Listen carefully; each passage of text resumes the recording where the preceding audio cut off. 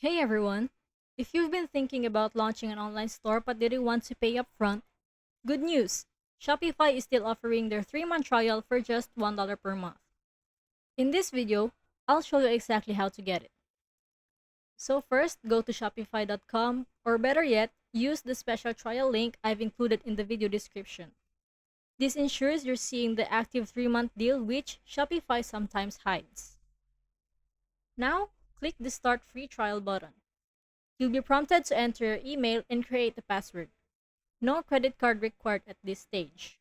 Next, answer a few setup questions like what you plan to sell or whether you're just experimenting or ready to launch.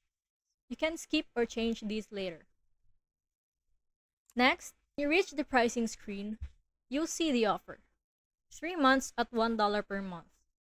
After that, it switches to standard pricing, but you can cancel anytime. This is a great time to test your store, try themes, list products, and explore the dashboard.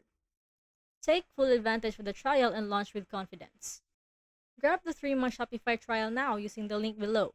If this video helped, make sure to like and subscribe for more.